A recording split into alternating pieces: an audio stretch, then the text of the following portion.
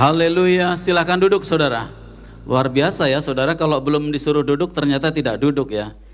Dahsyat, luar biasa.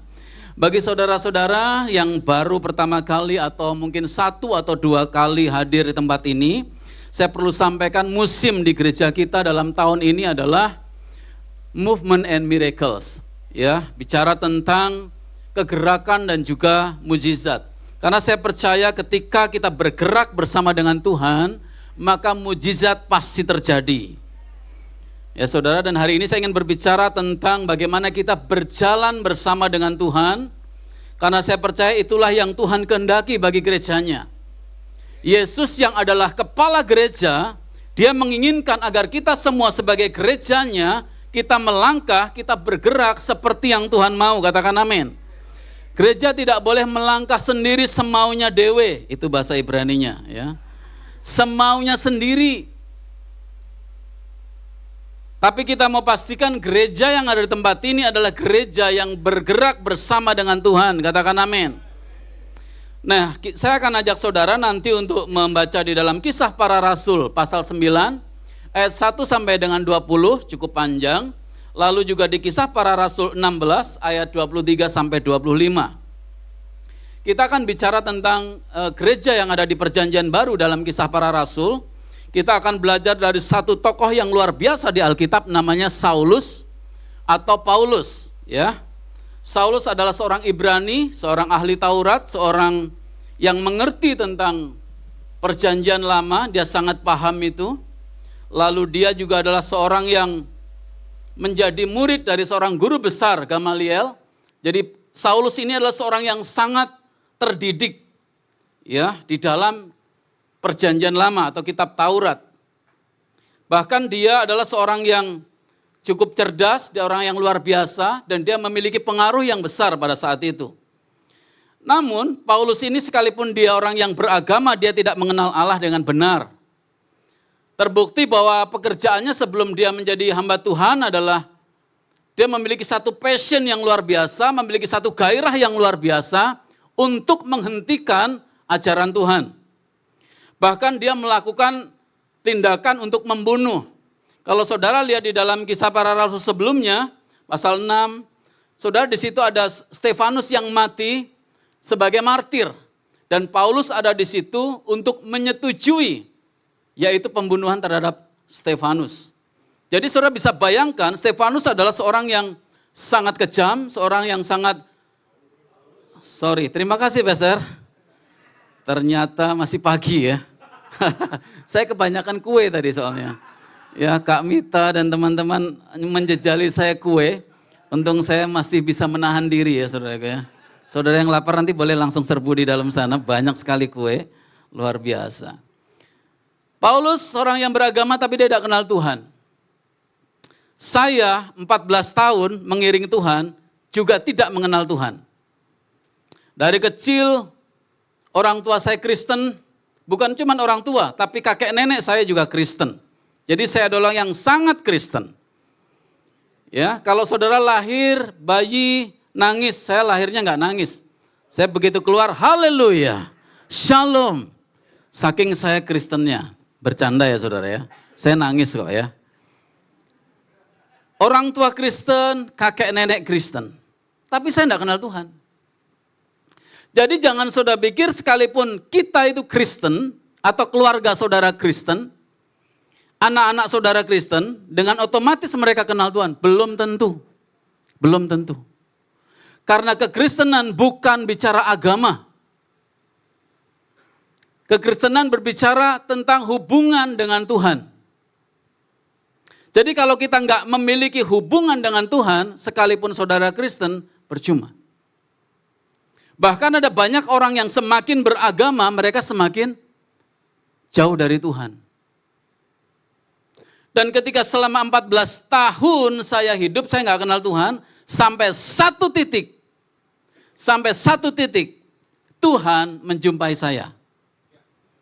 Tuhanlah yang punya inisiatif untuk menjumpai saya. Saya duduk di bangku paling belakang.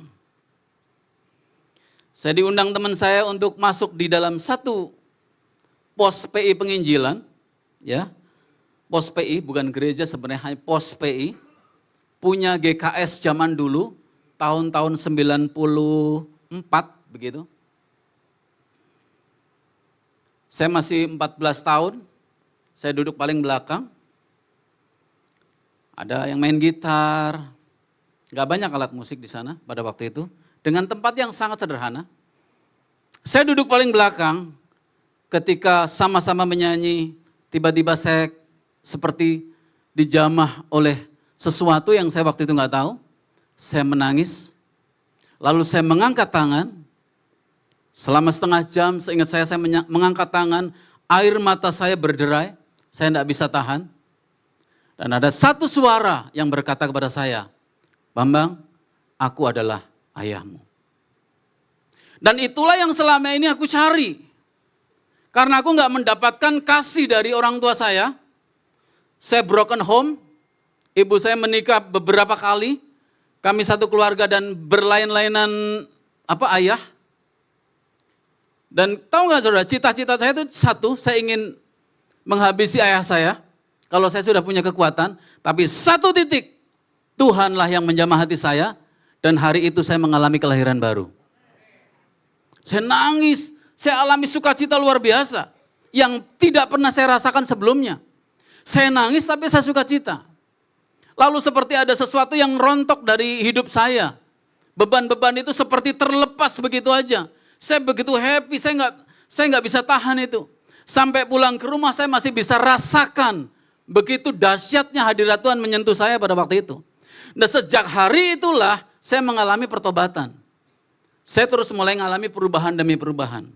Saudara, Kristen tanpa Yesus dalam hidup kita, tanpa kita alami perjumpaan dengan Tuhan, itu nggak ada artinya. Jadi jangan bangga menjadi Kristen, kata Pastor Leo. Kita harus ngalamin Tuhan, katakan ngalamin Tuhan. Nah hal yang pertama yang saya ingin bagikan, bagaimana kita berjalan di dalam kehendak Tuhan, maka kita harus ngalamin Dia. Bagaimana kita berjalan dalam rencana Tuhan kalau kita nggak ngalamin Tuhan. Kita baca di dalam Kisah Para Rasul 9, ayat 1 dan 2. Sementara itu berkobar-kobar hati Saulus untuk mengancam dan membunuh murid-murid Tuhan. Ia menghadap imam besar dan meminta surat kuasa daripadanya untuk dibawa kepada majelis-majelis Yahudi di Damsyik. Supaya jika ia menemukan laki-laki atau perempuan yang mengikuti jalan Tuhan, ia menangkap mereka dan membawa mereka ke Yerusalem. Lalu kita baca lagi ayat yang ke-12. Ayat berapa saudara? Ayat 3. Kita baca ayat 3. Dalam perjalanannya ke Damsyik, ia sudah dekat kota itu, tiba-tiba cahaya memancar dari langit mengelilingi Paulus, mengelilingi dia, itu Paulus. Saudara, ketika Paulus sedang berjalan menuju satu kota yang namanya Damsyik, di sini Tuhan memiliki satu inisiatif untuk menjumpai Paulus. Itulah yang namanya kekristenan, saudara. Kalau agama adalah bagaimana kita mencari Tuhan dengan amal kita berbuat baik, semoga amal kita itu diterima oleh Tuhan gitu. Tetapi kalau kekristenan berbicara tentang Tuhan yang mencari kita. Tuhan yang punya inisiatif untuk menemui kita. Makanya ketika kita masih berdosa, Dia mati di kayu salib demi saudara dan saya. Itulah Tuhan. Dan ketika Paulus dalam perjalanan, ada satu cahaya dikatakan di sini. Ini siang hari, ya, siang hari bolong yang terang, tetapi ada satu cahaya yang memancar begitu terang. Jadi ketika hadirat Tuhan turun dengan cahaya yang besar, cahaya itu lebih besar daripada cahaya matahari. Tuhan yang dahsyat itu mulai menjamah Paulus ketika dia mulai melangkah kepada rencananya untuk membunuh orang-orang percaya. Dan di sini saya mendapati bahwa Tuhan itu dahsyat. Tuhan itu luar biasa. Dia nggak mau Paulus menjadi orang yang jahat. Tuhan mau Paulus ini menjadi orang yang dipakai oleh Tuhan. Hal yang sama saya percaya kalau saudara duduk di sini. Nggak kebetulan saudara di sini. Tuhan punya rencana buat saudara. Mungkin perjalananmu saya nggak tahu mau kemana. Tapi Tuhan mau bawa saudara untuk berjalan kepada rencananya. Katakan amin. Dan rencana Tuhan adalah penuh dengan damai sejahtera dan kemenangan. Lalu ayat selanjutnya berkata begini saudaraku. Ia rebah ke tanah dan kedengaranlah olehnya suatu suara yang berkata, Saulus, Saulus, mengapa engkau menganiaya aku? Di dalam hadirat Tuhan tidak ada satupun yang bisa bertahan. Segala keegoisan, segala kemanusiawian, segala kebanggaan, segala pencapaian, prestasi, kepemilikan, harapan, dosa, semuanya rontok di hadirat Tuhan. Paulus yang begitu jahat, saudaraku, ketika dia ketemu dengan hadirat Tuhan, dia rebah. Ketika pertama saya ngalamin Tuhan, itu nggak ada yang ngajarin. Tiba-tiba saya bisa mengampuni ayah saya. Yang saya tidak pernah memanggil orang tua saya itu bapak atau ayah, hari itu saya panggil dia bapak. Hari itu saya melepaskan pengampunan sampai ayah saya meninggal. Saya mengasihi dia dan dia tahu saya mengasihi dia. Ada sesuatu yang Roh Kudus kerjakan ketika hadirat Tuhan melawat di tengah-tengah kita. Mungkin gak ada yang ngajarin. Tapi Roh Kudus bekerja itu bisa ngajarin seseorang loh. Roh Kudus itu gak cuma menyatakan kamu salah ini, salah itu, salah ini. Dia itu menyatakan dan membimbing kita kepada jalan kebenaran. Maka nanti jangan heran saudaraku kalau anak-anak saudara mengalami Tuhan. Mungkin saudara gak ajarin tapi dia mengerti prinsip-prinsip kebenaran. Maka doakan anak-anak kita supaya mereka itu ngalamin Tuhan. Supaya mereka ketemu dengan Tuhan. Enggak ada yang lebih penting, enggak ada yang lebih membanggakan. Selain generasi ini mengalami Tuhan. Karena kalau generasi ini enggak ngalamin Tuhan, selesai sudah. Mereka akan mengalami rupa-rupa kejahatan dunia. Kita perlu generasi yang mencintai Tuhan, yang mengalami Tuhan. Katakan amin saudara. Anak saya Caleb mana ya? Ada nggak Caleb? Perhatikan, Caleb, dia sudah pernah ngalamin Tuhan. Ya, ketika waktu dia di mana itu? Di Semarang. Saya selalu ingatkan, Tuhan sudah tandain kamu. Jangan lari-lari dari hadirat Tuhan. Kalau Tuhan sedang menyatakan kepadamu, engkau harus belajar dengar-dengaran apa yang Tuhan mau. Izinkan Tuhan terus membentuk hidupmu. Dan lihatlah bagaimana Tuhan akan memakai engkau menjadi alatnya yang luar biasa. Saya memiliki 4 orang anak. Banyak ya? Saya berkata kepada Tuhan, Tuhan, seandainya engkau memanggil mereka semuanya menjadi hamba Tuhan, sungguh aku rela. Sungguh itu kesenangan. Karena hidup ini apa saudara? Hidup ini kesempatan. Kesempatan untuk melayani Tuhan. Jadi saya berkata Tuhan kalau engkau mau pakai mereka termasuk yang masih bayi itu, EXO, mau pakai Tuhan silahkan, mana-mana Tuhan mau pakai silahkan. Ya tergantung sama mereka sih, mereka terpanggil atau enggak gitu ya. Tapi seandainya mereka mau dipakai Tuhan menjadi hamba Tuhan, kami berdua dengan istri sangat-sangat senang, sangat bersyukur untuk itu. Doakan anak-anak kita saudara. Jangan sampai mereka ngalamin Tuhan, ngalamin dunia tapi nggak ngalamin Tuhan. Saya baca ayat selanjutnya saudara, ayat 6 ya. Tetapi bangunlah dan pergilah ke dalam kota. Di sana akan dikatakan kepadamu apa yang harus kau perbuat.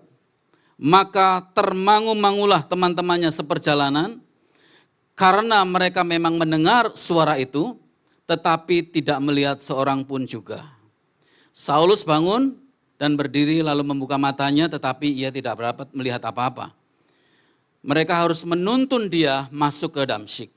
3 hari lamanya ia tidak dapat melihat dan 3 hari lamanya dia tidak makan dan tidak minum. Saudara lihat betapa pentingnya saudaraku bahwa seseorang itu ngalamin Tuhan. Jadi saya mendorong kepada saudara semua. Jangan sepelekan pujian, penyembahan.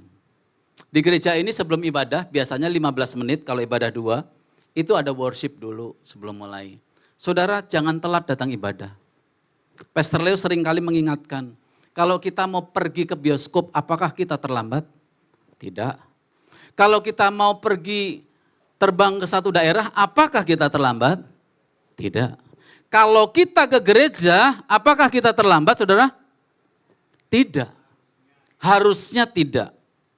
Harus datang dengan tepat waktu, bahkan sebelumnya. Dengan hati yang haus dan lapar, rindukan Tuhan. Kalau WL ngajak angkat tangan, saudara. Jangan angkat tangan setengah tiang. Angkat tanganmu, angkat suaramu, panggil namanya dengan hati yang haus dan lapar. Karena Tuhan itu berkenan untuk dijumpai. Dan faktanya saudara, perjumpaan dengan Tuhan itu enggak cuma sekali. Kita bisa berkali-kali ngalamin Tuhan dalam hidup kita. Saya sering kali ngalamin Tuhan justru bukan di tempat lagi doa atau lagi home. Kadang-kadang di jalanan saya ngalamin Tuhan. Saya bisa nangis di kendaraan saya, bisa menderu-deru saya nangis. Tuhan bisa ngomong di sana dalam perjalanan. Itu bisa. Atau yang sering saya lakukan adalah biasanya saya setel YouTube, ya ada musik di sana. Saya mulai menyembah Tuhan. Dengan keras saya mulai menyembah Tuhan. Dan saya bisa alami hati Tuhan diimpartasikan kembali. Ada kekuatan yang baru di sana. Jadi saat kita PW saudara, saat kita menyembah Tuhan, saya ajak saudara, respon. Coba bilang kanan kirimu, respon. Nah kalau saudara tanya perjumpaan ilahi itu apa? Pengalaman rohani seseorang berjumpa dengan Tuhan secara pribadi. Jadi caranya bisa berbeda-beda. Oke? Sehingga ia mengalami perubahan hidup. Pasti saudara, kalau orang ketemu Tuhan, hidupnya pasti berubah. Enggak mungkin enggak. Karena kenapa? Tuhan yang menjumpainya. Ada kuasa, ada Roh Kudus yang mengajar. Bukan hanya perubahan hidup, tetapi juga perubahan tujuan hidup. Tujuan hidup seseorang bisa diubahkan, destininya itu berubah. Saulus yang tadinya ingin menganiaya jemaat, dia menjadi seorang hamba Tuhan. Jadi penting gak saudara perjumpaan dengan Tuhan? Sangat penting. Roh Kudus yang akan membawa saudara, Roh Kudus yang akan terus menginspirasi saudara, menuntun saudara ke jalan yang benar. Jangan heran bahwa nanti orang-orang akan berubah ketika dia ngalamin Tuhan. Saya mau cerita seorang anak home, anggota home kami, ya saya nggak perlu sebutkan namanya. Dan saudara juga nggak perlu mencari-cari tahu siapa dia, karena bukan kuis siapa dia. Dia cerita pengalamannya, bagaimana dulu sebelum dia kenal Tuhan dan bagaimana sekarang ketika dia ngalamin Tuhan. Satu case yang dia alami adalah, kalau dulu dia gampang saja, uang banyak, kesempatan ada, waktu ada. Dia mau pacaran atau dia mau, ya Anda tahulah order atau apapun itu. Bisa dia lakukan apapun yang dia mau ketika dia hidup dalam dosa. Tapi sekarang dia mendapati dia nggak bisa lagi kayak begitu. Bahkan satu ketika dia cerita kepada saya, Kak ini ada cewek yang nguber-nguber saya. Mana kuntilanak itu? Ada cewek yang nguber-nguber dia. Dia sekarang makin cantik katanya. Dia udah operasi, wah udah pokoknya luar biasa. Dalam tanda kutip dia juga ngajak tidur saya. Diuber terus. Saya cek dia kasih tahu handphone chatting-chattingnya. Saya bilang close sama dia, exit. Jangan kamu kasih pintu. Hari itu juga di depan saya dia lakukan itu. Saya melihat orang yang ketemu Tuhan, kecenderungan hatinya berubah. Enggak sama lagi. Keinginannya itu berubah, katakan amin. Enggak akan pernah sama. Di Alkitab ada seorang bernama Sakeus yang rindu ketemu Tuhan, seorang yang dipandang mungkin jahat pada waktu itu, seorang pemungut cukai, tapi dia rindu ketemu Tuhan. Lalu dia manjat ke atas pohon, dan Tuhan ngelihat dia. Tuhan itu Allah yang peduli. Dia nggak cuma kalau jalan dia jalan aja, dia peduli. Dia lihat ke atas, dia lihat Sakeus, Sakeus turunlah. Aku akan mampir ke rumahmu. Setelah Yesus mampir ke rumah Sakeus, apa yang terjadi? Makan di sana. Sakeus mengalami perubahan. Lukas 19 ayat 8, begini bunyinya. Tetapi Sakeus berdiri dan berkata kepada Tuhan, Tuhan, setengah dari milikku akan kuberikan kepada orang miskin. Dan sekiranya ada sesuatu yang kuperas dari orang lain, akan kukembalikan 4 kali lipat. Lihatlah saudara bagaimana Sakeus mengalami perubahan ketika dia ketemu dengan Tuhan. Kalau gitu generasi ini sangat perlu nggak saudara ketemu Tuhan? Sangat. Saya merasa itulah yang urgent, itulah yang paling penting bagi generasi ini. Kalau generasi pendahulu mereka ngalamin Tuhan, Pastor Leo kalau punya cerita dia dibaptis Roh Kudus, dia lagi tidur, dia lagi ngerokok, habis itu gak doyan lagi tuh rokok. Rokok yang tadinya nikmat udah gak ada rasanya lagi. Orang yang berdosa udah gak lagi menyukai dosa. Ada kecenderungan yang baru karena mereka ketemu Tuhan. Yuk kita doa bagi generasi ini supaya mereka ngalamin Tuhan. Ketika home diadakan, mereka ketemu Tuhan, mereka ngalamin Tuhan, disitulah akan terjadi terobosan. Yang pertama, ya saudaraku, jadi ngalamin Tuhan, perjumpaan ilahi. Yang kedua, penuh dengan Roh Kudus, percaya dan taat. Untuk kita bisa berjalan di dalam jalannya Tuhan, dalam rencana Tuhan, pastikan saudara, kita penuh Roh Kudus, percaya dan taat. Ayat 10 saya baca buat saudara. Pada waktu itu ada seorang murid di Damsyik bernama Ananias. Oke, ini bukan Ananias dan Safira. Tuhan berbicara kepadanya dalam sebuah penglihatan. Ananias, maka Ananias berkata, ini aku Tuhan. Lalu Tuhan berkata kepadanya, bangun dan pergilah ke jalan yang disebut jalan lurus. Dan di rumah Yudas, carilah orang Tarsus yang bernama Saulus, karena lihatlah orang itu sedang berdoa. Jadi Saulus sedang berdoa nih setelah matanya buta ya. Dan ia mendapat satu penglihatan bahwa seorang bernama Ananias datang dan menumpangkan tangan ke atasnya supaya ia melihat lagi. Namun Ananias menjawab, Tuhan, aku sudah mendengar dari banyak orang tentang orang ini, betapa banyaknya kejahatan yang telah ia lakukan terhadap umat kudus-Mu di Yerusalem. Dan di sini ia mempunyai kuasa dari imam-imam kepala untuk membelenggu semua orang yang memanggil nama-Mu.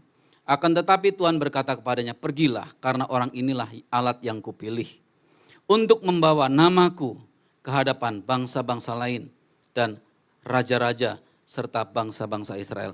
Saudara, jadi Paulus ini dipilih oleh Tuhan sendiri. Sekalipun dia memiliki rencana yang jahat, tapi Tuhan punya rencana yang baik untuk kehidupan Paulus. Saya percaya hari ini saudara ada di sini dipilih Tuhan untuk sebuah tujuan. Katakan amin. Sebab aku akan menunjukkan kepadanya betapa banyaknya ia harus menderita demi namaku. Maka Ananias berangkat dan masuk ke rumah itu, dan setelah meletakkan tangannya ke atas Saulus, ia berkata, Saudara Saulus, Tuhan Yesus yang menampakkan diri kepadamu dalam perjalanan kemari telah mengutusku supaya kamu dapat melihat lagi dan dipenuhi dengan Roh Kudus. Jadi saudara, Paulus dipenuhi dengan Roh Kudus. Ini menjadi penting dalam perjalanan kekristenan kita. Kisah para rasul adalah bukan cuma berbicara tentang kisahnya para rasul, tetapi juga berbicara tentang bagaimana Roh Kudus itu bekerja di dalam gereja mula-mula. Roh Kudus dicurahkan pertama kali di loteng Yerusalem, Kisah para Rasul pasal yang kedua. Kisah para Rasul 1 berbicara tentang janji Tuhan yang diberikan kepada murid-murid bahwa mereka akan menerima Roh Kudus. Lalu murid-murid nungguin, mereka menanti-nanti. Kalau menerima janji pasti ditungguin ya. Kalau menerima janji pasti ditunggulah gitu. Kayak umpamanya Pak Yonas berjanji kepada ibu gitu umpama ya Pak ya. Mau diajak jalan-jalan ke mana Pak? Kemana aja lah ya. Alfamart Pak. Ya. Pasti ditungguin lah gitu janjinya itu gitu. Murid-murid adalah murid-murid yang baik, yang percaya setia. Walaupun mereka nggak tahu apa itu Roh Kudus, mereka nggak tahu. Tapi mereka kumpul di loteng Yerusalem. Di atas di loteng Yerusalem kumpul dan mereka menantikan Roh Kudus. Mereka berdoa dan akhirnya Tuhan melawat mereka. Roh Kudus dicurahkan seperti lidah-lidah api yang hinggap kepada mereka semua. Dan mereka semua penuh dengan Roh Kudus. Dan ketika mereka penuh dengan Roh Kudus, itulah waktunya murid-murid mulai bergerak untuk melayani. Petrus orang yang biasa sebenarnya. Sebenarnya orang yang bimbang, orang yang ragu. Tapi ketika dia dipenuhi dengan Roh Kudus, maka ketika dia berkhotbah, ada kuasa yang mengalir dan 3.000 orang bertobat pada waktu itu. Saudara bisa bayangkan, 200 orang saja kalau mereka ngalamin Tuhan pertobatan luar biasa itu dahsyat. Tapi ini 3.000 orang pada waktu itu diselamatkan. Mereka percaya kepada Tuhan. Karena apa? Roh Kudus mulai bekerja dalam kehidupan orang percaya. Roh Kudus berbicara apa saudara? Roh Kudus itu berbicara kuasa. Roh Kudus dalam bahasa aslinya ada beberapa arti, tapi salah satu yang saya ingin sampaikan kepada saudara adalah arti yang pertama itu dunamis atau dunamos, kuasa. Dari tenaga gerak menjadi tenaga listrik. Dari yang gak ada itu bisa menghasilkan satu ledakan yang luar biasa. Itulah Roh Kudus. Jadi kalau orang percaya dipenuhi Roh Kudus harusnya mereka berotoritas, mereka berkuasa, katakan amin. Mungkin aja badannya kecil, tetapi kalau dia bersama dengan Roh Kudus ada kuasa yang besar. Roh Kudus juga berbicara tentang dinamit. Dinamit itu apa saudara? Saudara tahu granat? Granat tahu saudara? Ya, kecil kan ya, granat mungkin cuma sebesar apa sih? Lemper, benar gak ya? Cuma sebesar lemper, tapi kalau granat itu sudah dibuka pelatuknya, lalu ditaruh di tengah-tengah saudara di sini, saudara kabur gak? Kabur. Karena powernya besar sekali. Itulah Roh Kudus saudara. Yang ada dalam diri saya dan diri saudara. Untuk itu saudara, jangan lagi takut untuk berdoa. Jangan takut untuk melayani. Jangan takut untuk memberitakan Injil. Kalau ada yang sakit jangan takut. Boleh aku berdoa? Mungkin dia jaraknya jauh, saudara bisa pakai WhatsApp, berdoa. Mengenai sembuh nggak sembuh itu urusan Tuhan. Tugas saudara berdoa. Suatu ketika adik saya itu sakit kepala nggak hilang-hilang. Udah menahun bertahun-tahun. Lalu saya ajak dia berdoa. Saya lihat tangannya itu panjang sebelah. Jadi waktu diukur panjang sebelah, nggak sama. Lalu saya ajak dia berdoa. Ada tulang yang nggak sama di bagian belakangmu. Ayo kita berdoa. Lalu kita mulai berdoa. Ketika berdoa apa yang terjadi saudara? Tangan yang panjang sebelah itu tiba-tiba bergerak sendiri. Bergerak. Dan saya harus berhenti stop dalam nama Yesus. Kalau nggak ntar kepanjangan. Itu bergerak sayang waktu itu nggak ada video sayangnya. Bergerak sendiri dia. Roh Kudus kerja. Sejak hari itu sakit kepalanya hilang. Bukan kepalanya yang hilang, sakit kepalanya hilang. Haleluya saudaraku. Dia disembuhkan. Roh Kudus yang bekerja. Kalau saudara tanya apakah Roh Kudus saat ini masih bekerja? Yes, Roh Kudus masih bekerja. Kalau kita percaya bahwa Tuhan berkuasa, dia punya kekuatan, dia punya otoritas, berbicara tentang miracle itu sangat-sangat nyata. Lalu saudara kita akan baca kembali berbicara tentang ketaatan. Tadi berbicara Roh Kudus, sekarang bicara percaya dan taat. Paulus taat dia percaya. Ayat 18. Lalu seketika itu juga seolah-olah selaput gugur dari matanya. Sehingga ia dapat melihat lagi. Ia bangun lalu dibaptis.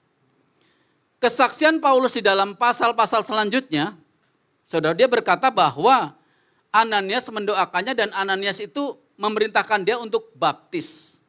Maka dia taat lalu dia dibaptis pada saat itu.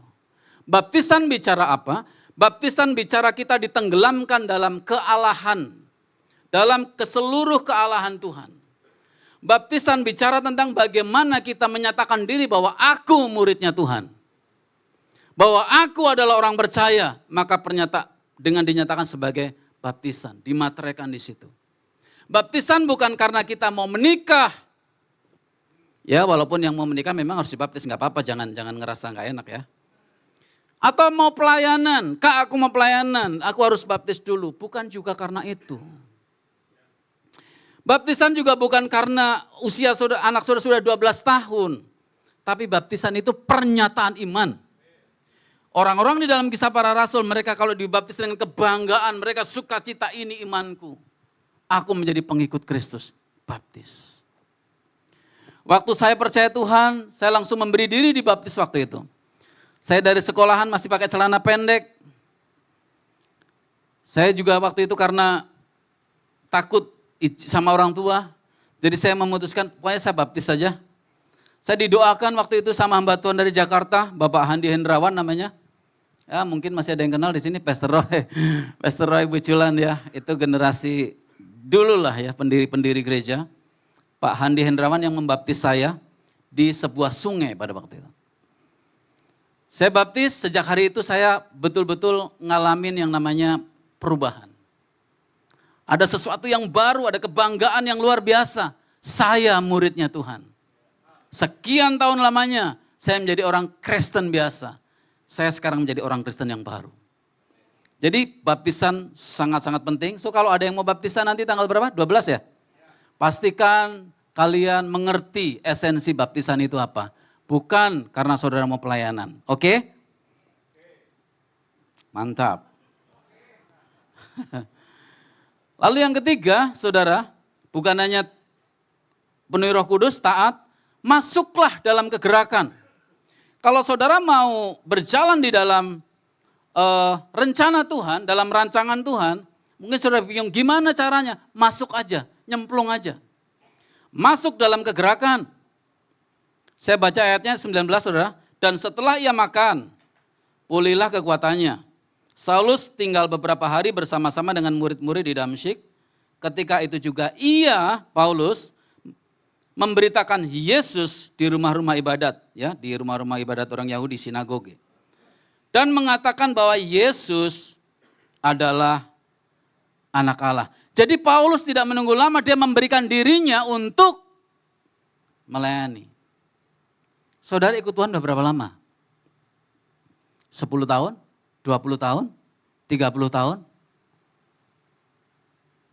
Mulai saudara belajar untuk kita bisa memberi hidup kita buat Tuhan.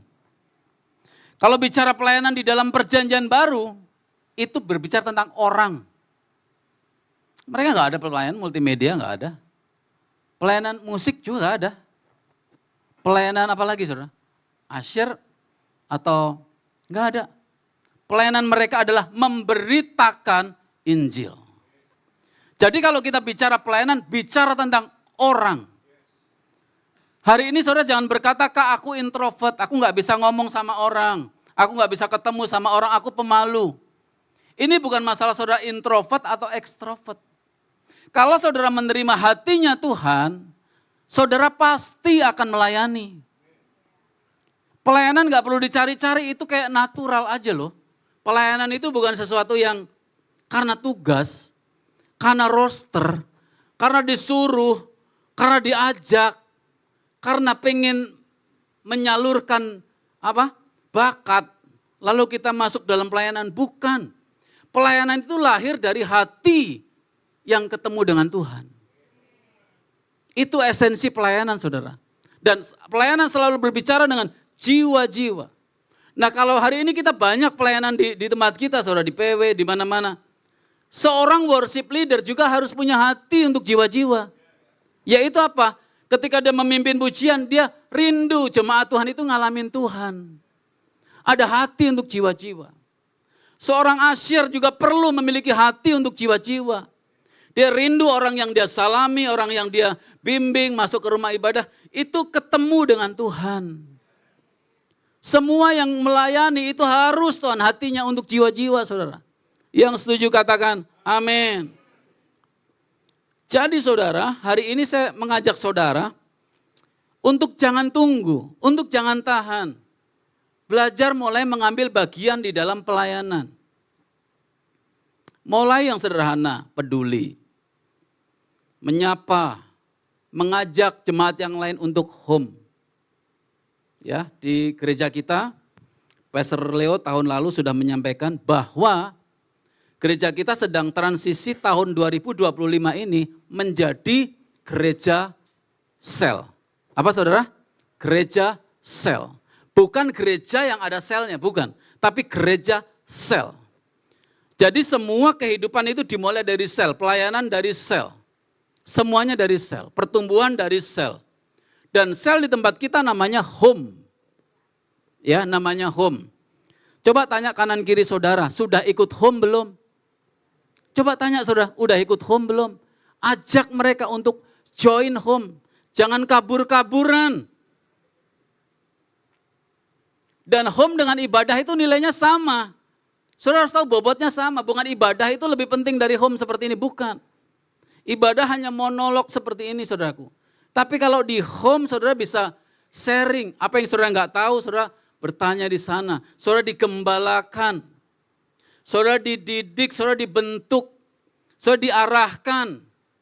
Dan saudara juga diperlengkapi untuk menjadi penuai nantinya. Jadi semua harus masuk dalam home. Katakan amin. Karena apa saudara? Kita harus mulai belajar untuk melihat apa yang Pastor Leo dapat dari Tuhan, itu harus kita hidupi, gitu loh. Kita harus mulai hidupi sama-sama. Jadi saya dorong, sangat-sangat dorong buat saudara yang belum home, silahkan saudara bisa temui Pastor Lewi. Pastor Lewi adalah pastor yang paling ganteng di sini, karena beliau memiliki kumis, yang lain gak punya kumis, itu aja bedanya. Ya.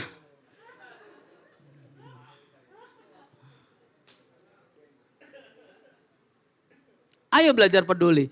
Jangan selalu merasa aku sibuk. Jangan merasa si paling sibuk. Si paling banyak masalah. Seolah-olah orang lain gak punya masalah. Masalah kita paling besar. Ayolah mulai saudaraku. Masalah manusia itu saya sering katakan gak akan pernah berhenti sampai kita mati. Serius, bahkan orang mati aja bikin masalah buat yang hidup. Ya gak saudara?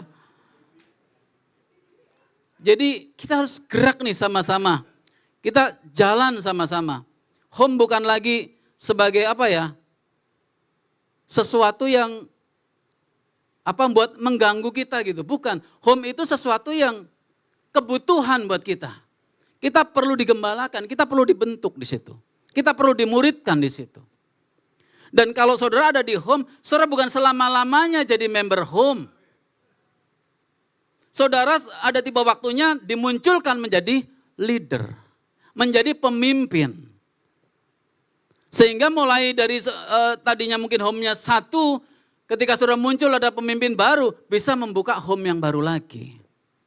Dan ketika home makin banyak, ada kesempatan banyak orang bisa dituai. Yang setuju katakan amin.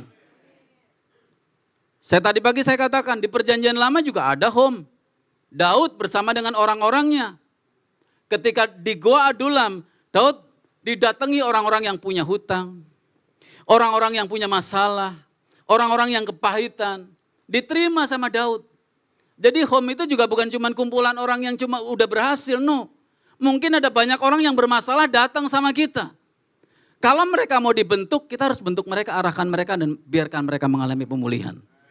Ketika Daud serius menangani mereka, karena Daud ini punya hati gembala. Ya, Daud ini punya hati gembala. Dia sembuhkan, dia rawat. Akhirnya muncul pahlawan-pahlawan yang gagah perkasa. Salah satunya adalah Triwira itu. Ya, orang-orang yang perkasa, orang-orang yang hebat menjadi pahlawan, menjadi kesatria bagi Daud. Di sini ada kesatria. Wah, saya sebut lagi dia. Tapi kesatrianya cuma satu.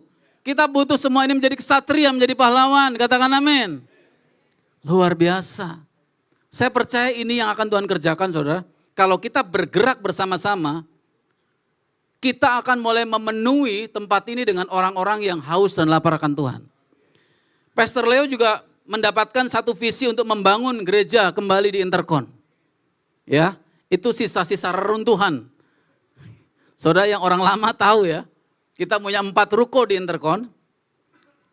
Lalu kita sudah beli lagi yang 3, jadi 7 ya Pak ya.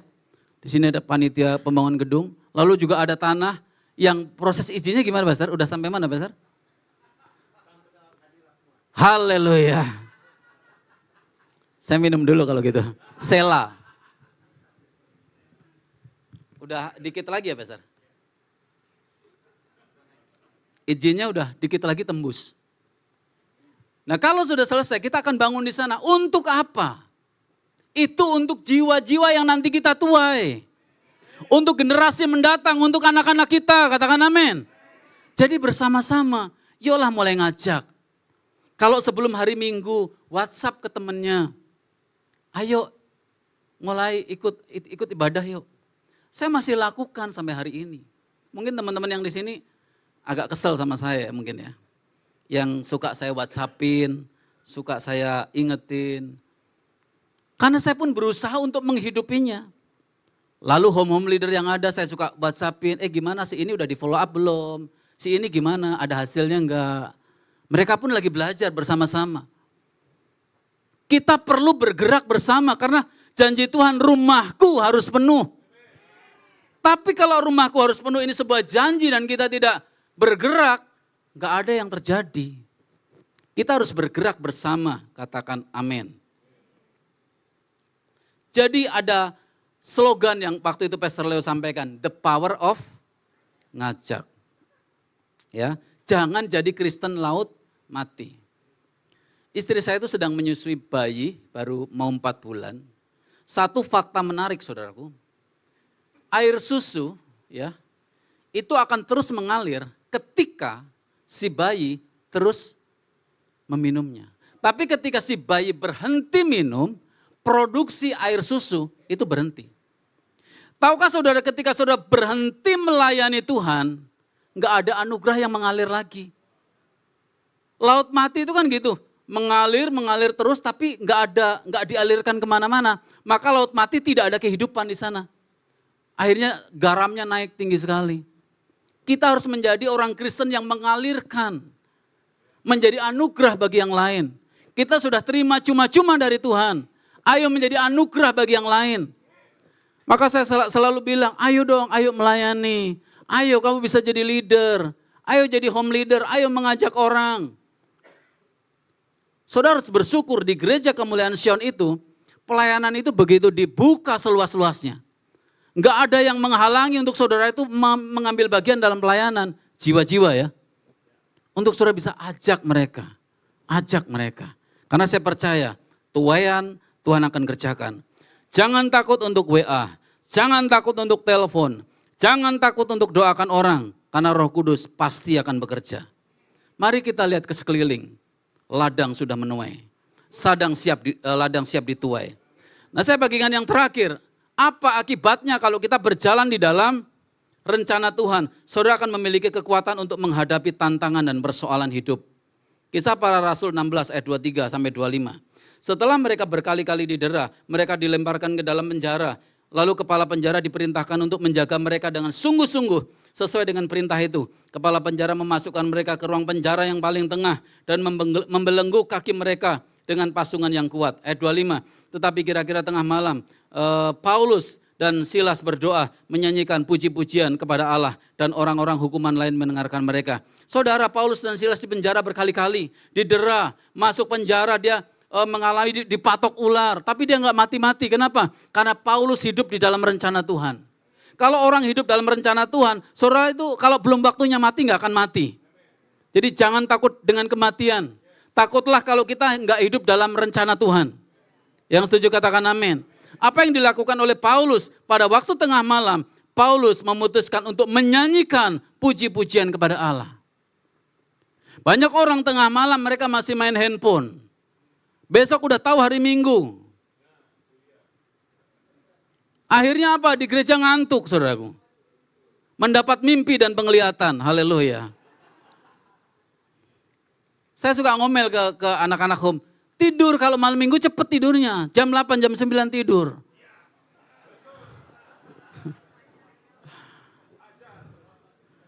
Tapi susah ya.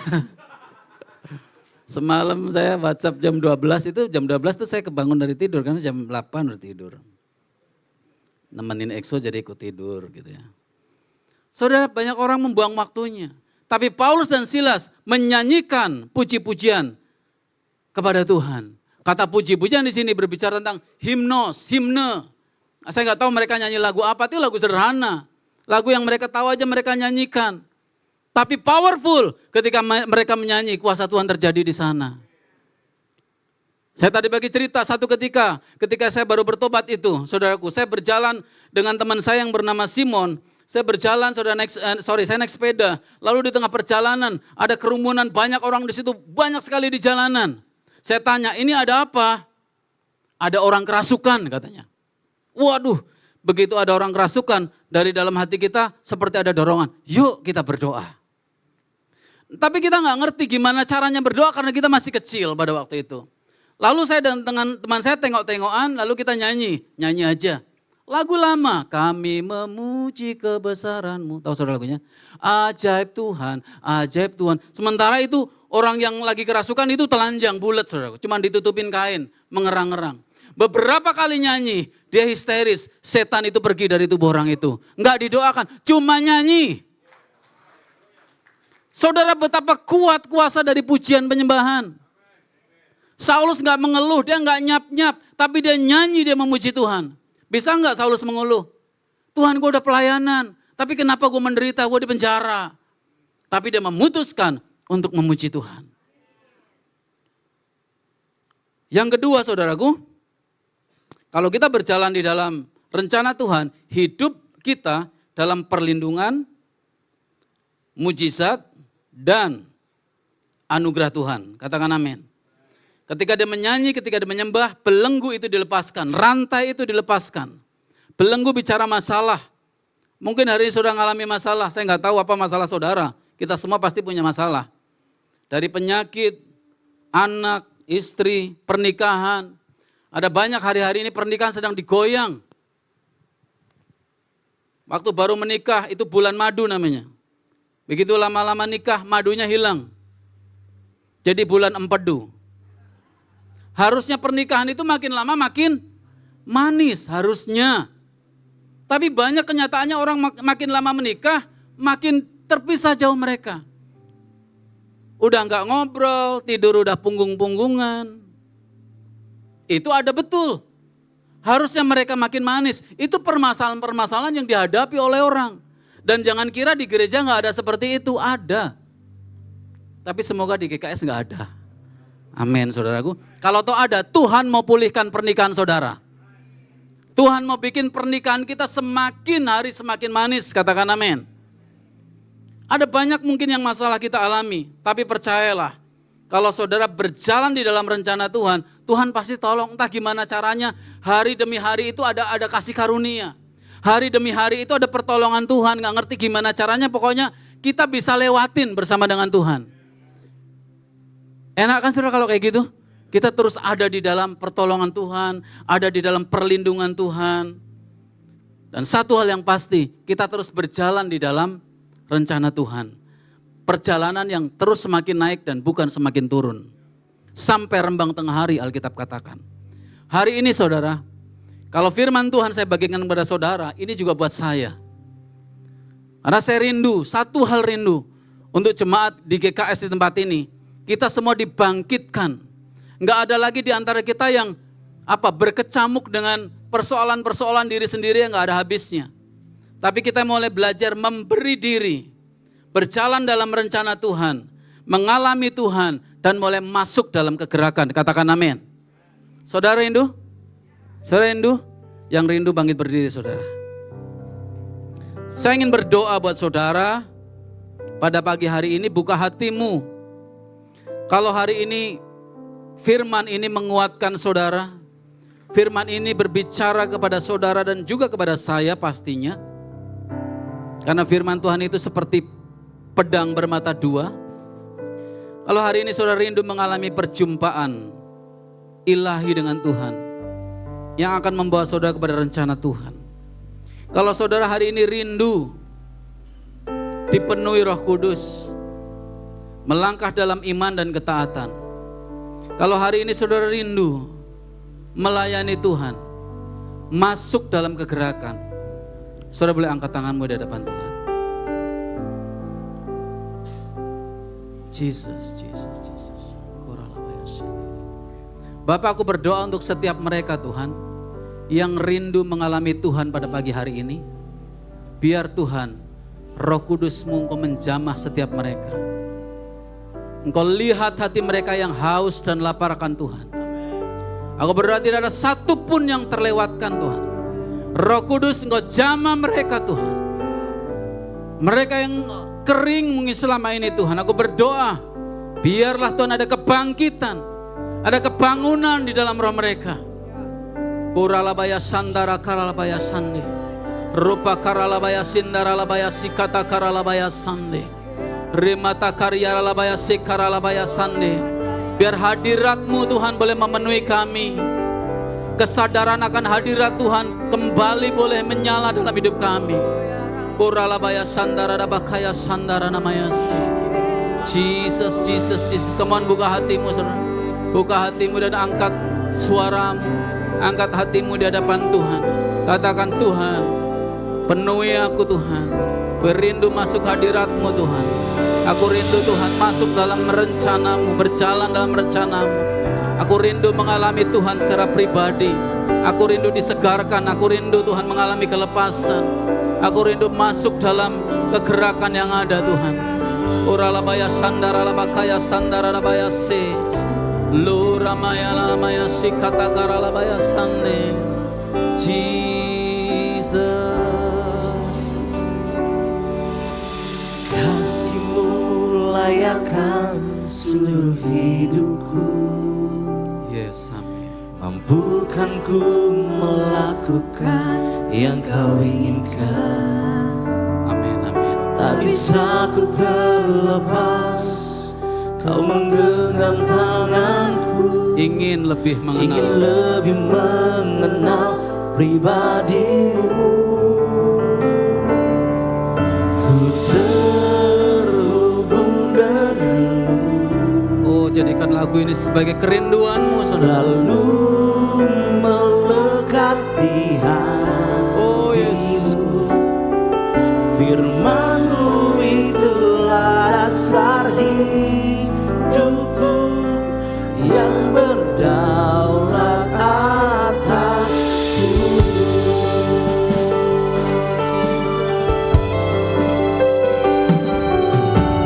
Kasih-Mu layakkan seluruh hidupku. Mampukan ku melakukan yang Kau inginkan. Tak bisa ku terlepas, Kau menggenggam tanganku. Ingin lebih mengenal pribadi-Mu. Terhubung denganmu. Selalu melekat di hatimu. Firman-Mu itulah dasar hidupku yang berdaulat atas. Ku terhubung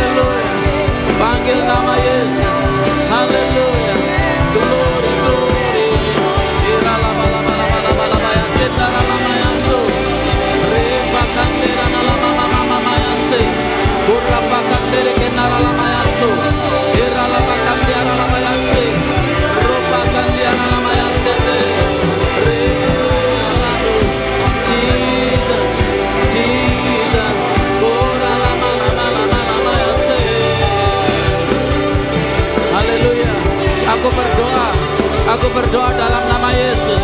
Biar ada kesegaran yang baru, biar ada kekuatan yang baru, ada kesegaran yang baru mengalir dalam hati kami. Oh Tuhan, kami boleh dibangkitkan, roh kami boleh dibangkitkan.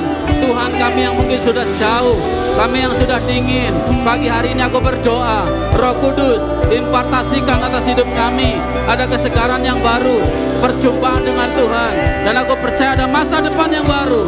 Engkau membawa kami masuk dalam rencanamu. Oh Ralabaya Sande, segala kemanusiawian, aku berdoa kami hancurkan dalam nama Yesus. Segala keegoisan dihancurkan di dalam nama Yesus. Uralabaya Sende, kami bangkit menjadi jemaat yang peduli.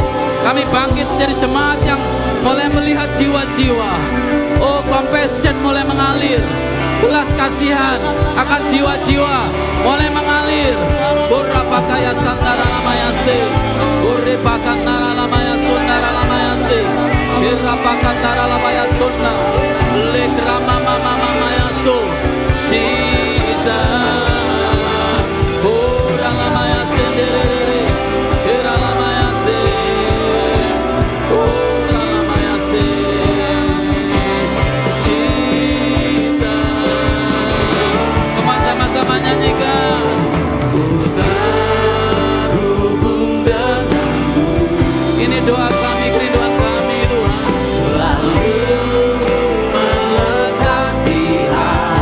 kami gak mau ke tempat yang lain. Itulah dasar hidup. Mulai hari ini sampai selamanya kami mau melayani Tuhan.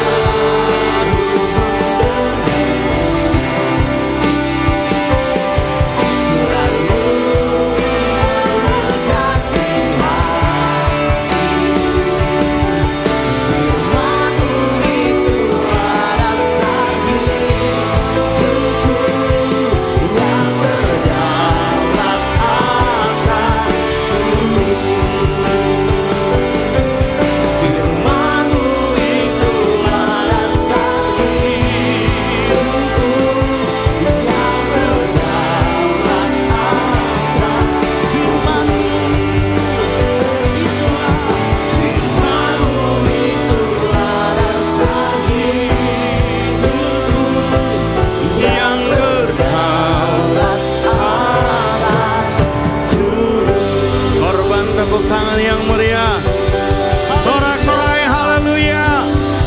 Lebih keras lagi katakan haleluya. Haleluya. Puji Tuhan. Tetap berdiri. Berapa di antara saudara diberkati dengan pemberitaan firman barusan? Oke, kita kasih jempol, kita ucapkan terima kasih untuk Evangelis Bambang. Terima kasih banyak Bang. Puji Tuhan.